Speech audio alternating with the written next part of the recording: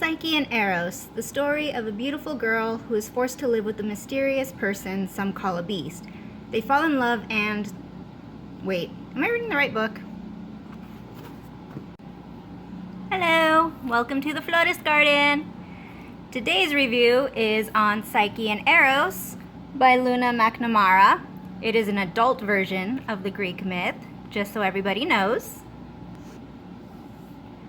It is one of my favorite stories, second after Orpheus and Eurydice. So starting with the synopsis, has the god of love finally met his match? In this utterly transporting reimagining of Greek mythology, the god of desire is cursed to fall for a spirited young mortal woman, but if she looks upon his face, they will be parted forever. An epic adventure and love story for the ages, sure to satisfy fans of Madeline Miller and V.E. Schwab. A prophecy claims that Psyche, princess of Mycenae, will defeat a monster feared even by the gods. Rebelling against her society's expectations for women, Psyche spends her youth mastering blade and bow, preparing to meet her destiny. When Psyche angers the love goddess Aphrodite, she sends Eros, god of desire, to deliver a cruel curse. After eons watching humanity twist his gifts, the last thing Eros wants is to become involved in the chaos of the mortal world. But when he pricks himself with the arrow intended for Psyche, Eros finds himself doomed to yearn for a woman who will be torn from him the moment their eyes meet. Thrown together by fate, headstrong Psyche and world-weary Eros will face challenges greater than they could have ever imagined. And as the Trojan War begins and divine powers try to keep them apart, the pair must determine if the curse could become something more before it's too late. A joyous and subversive tale of gods, monsters, and the human heart and soul, Psyche and Eros dazzles the senses while exploring notions of trust, sacrifice, and what it truly means to be a hero.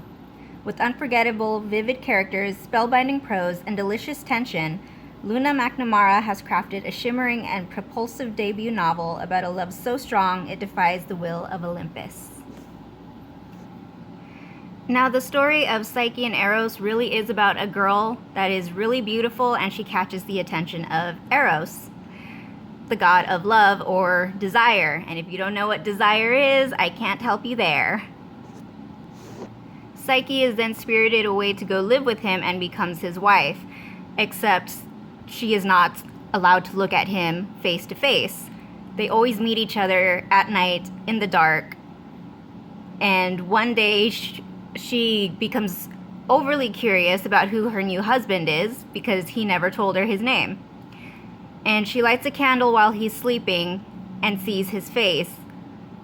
And she was so entranced by his looks that she accidentally spilled some oil on him from the lamp she was holding. And it startles him awake. He sees that she sees him, and he vanishes, supposedly forever. And Psyche is so upset by this that she pleads to the gods, specifically Aphrodite, the goddess of love and beauty, to help her get Eros back. And Aphrodite sets her a bunch of tasks to perform. And if she manages to get through those tasks without dying and in a specific amount of time, then she and Eros will be together forever. And once she gets through those tasks, she becomes a goddess herself. Psyche becomes the goddess of the soul, the human soul. And it has been said that Psyche and Eros is supposedly one of the oldest versions of Beauty and the Beast, but without the beastly outer appearance of Eros, because he's the god of desire. He's the most handsome person to ever exist. Now, in this version, the story is split in dual point of view between Psyche and Eros, and part of it is Psyche's life before she meets Eros, which was really fascinating. Pretty cool, actually. You get to see her grow up and see what her life was like before she ends up getting involved with the gods. And with Eros, his point of view starts off from his creation. It's pretty vague on that, but then all stories about Greek gods and titans and such are extremely vague on their creation. And as you're reading the book, you start to see that a whole bunch of other myths were kind of weaved in there. And when you're reading Greek myths in general, you sometimes forget that they are all interwoven and that one character is the exact same as this character in a different story.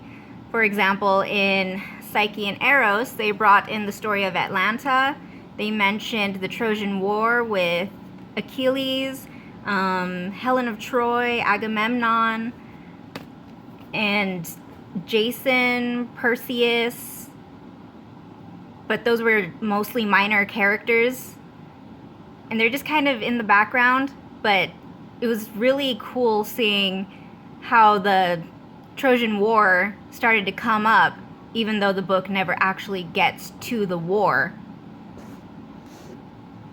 Now, Psyche, while she was human, she was raised more as a boy because there was a prophecy told that she was going to defeat something that even terrifies the gods. And let's face it, love terrifies everybody, including the gods and the titans and whatever immortal creatures are out there. And at first, everybody expects her to be a hero, so she is constantly training with the men up until she becomes a young woman. And that's when everyone's like, hold on a second, you're a girl, you need to start acting like the girls and being with the girls and do all of those girly things like embroidery and weaving and domestic chores. But Psyche insists that she wants to keep on her original path of being a hero. She doesn't want to get married, she doesn't want to do domestic stuff. She wants to go out and fight monsters and be the coolest person that you will ever meet, just like Hercules and Perseus and Jason and Achilles. Eros, on the other hand, like I said, is the god of desire. In Roman mythology, he's known as Cupid. Yes, that cute little baby with the diaper and the arrows. And other characters, specifically the gods and titans, only like Eros for what he can do for them, such as use his powers to make somebody fall in love with them.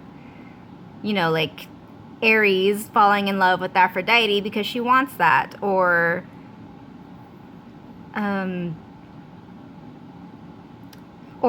more specifically, Zeus going off and having all of his affairs with mortal women. But that is actually more of a joke on Zeus because he annoyed Eros at some point. So that's a little funny. Some of the other immortals also like Eros because they want to be with him intimately. And Eros hates being used like that. He wants people to see him for who he is as a person. And because no one actually does, he becomes really reclusive. When Eros accidentally pricks himself with his own arrow, he falls in love with Psyche, and that's when the entire myth comes out into play, while in the background the Trojan War is approaching. But we focus mostly on Psyche and Eros, so like I said, we don't really see much about the Trojan War at all, just the background characters who are involved with it.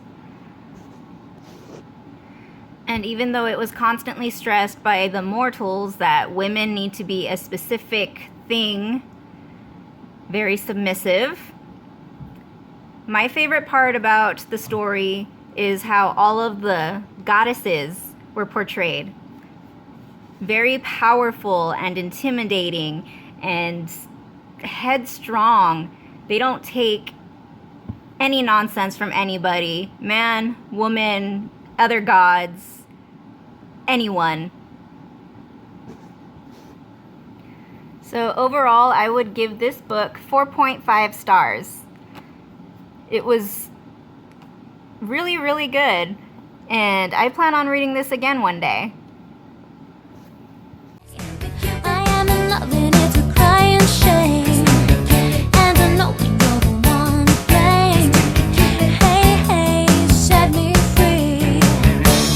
Cupid, stop picking on me.